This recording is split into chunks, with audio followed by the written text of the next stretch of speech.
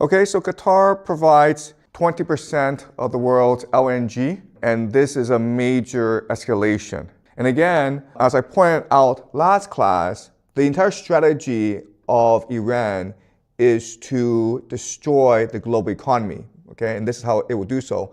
It also attacked Tel Aviv in response for the assassination of their de facto leader, Ali Larijani, okay? So this is what the attack looks like. As you can see from this picture, this is a cluster warhead, and it is impossible for air defense to stop this. So Tel Aviv is getting pummeled.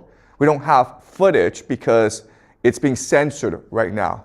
And you would think that the Israelis would want this war to end as soon as possible because Tel Aviv and other cities are getting destroyed in this war. And again, there's really no way for the Israelis to defend themselves against Iranian ballistic missiles. But unfortunately, there are many Israelis who are very happy about all this destruction. All right? And so this is one of the more influential rabbis in Jerusalem. He's talking in Hebrew, but what he's saying is that this war of destruction, it will bring about the return of the coming of the Messiah. And it will happen on Thursday, which is today, okay? So they are not at all saddened by what is happening. In fact, they are quite animated. They're very excited about what's happening.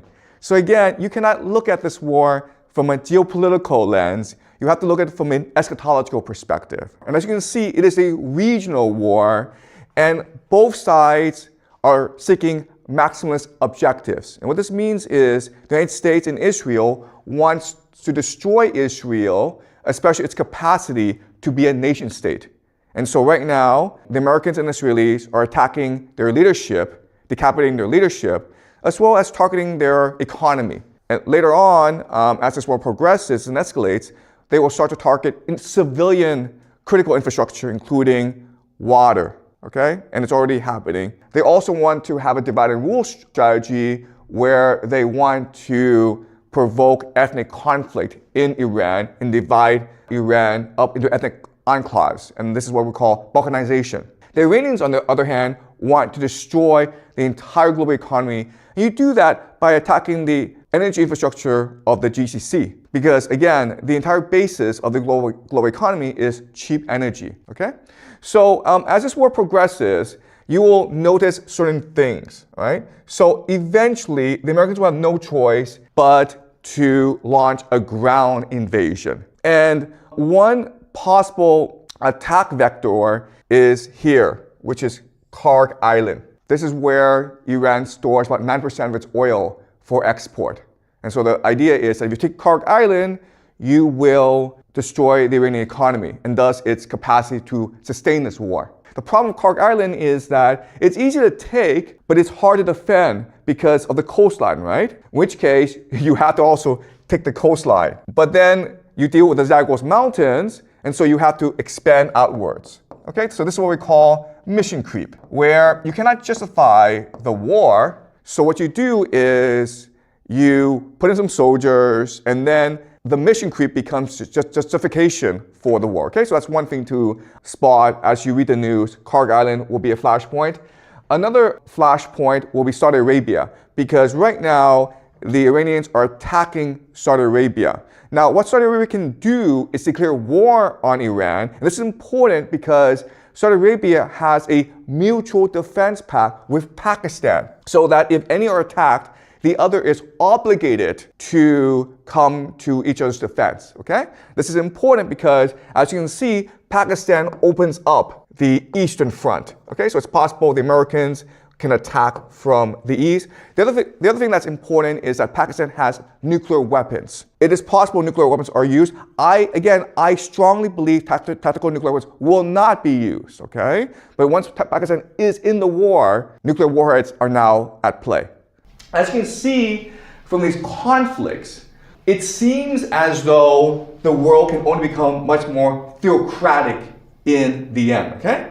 So what's happening is, at the end of the day, this war in Iran in the Middle East, it's really a war between two different competing visions of the world. Okay? You have the global secular financial order, okay? And this is the world that we live in today. And they're fighting against a nationalist theocracy, theocratic order. So this is what we can expect over the next 5 to 10 years, where Iran becomes much more theocratic and extreme and nationalistic. Israel abandons democracy and embraces theocracy. America will also abandon democracy and embrace theocracy, because that is the general trend of the world. As you point out, there's some validity to this idea that we're all struggle between the animal soul and the divine soul. And I would say that for the past 20 years, we only have been indulging in the animal soul, okay? We've abandoned the divine soul. And that's why I think people are so desperate for change. And this is what's leading to so much conflict around the world, where the human soul is off balance, okay? Where we are too materialistic and not spiritual enough. And what we know from history is that if a society goes too far in one extreme, they swing back to the other extreme, okay? And that's what we're seeing, where one good outcome, I think, of all this conflict around the world is people start to recognize limitations of money, of materialism, of individualism, and they start to embrace more spirituality, community, family. Because quite honestly, you don't have a choice in the matter, okay? If you're like, I want to buy myself a Gulfstream jet and I want to have like, a huge company, you're gonna be disappointed, okay? As I will show you next class, the world is heading towards an economic depression. Okay, basically a splintering, a rupture in the world. And so you're not going to be able to afford to fly to Maldives for vacation. There won't be avocados in the supermarket.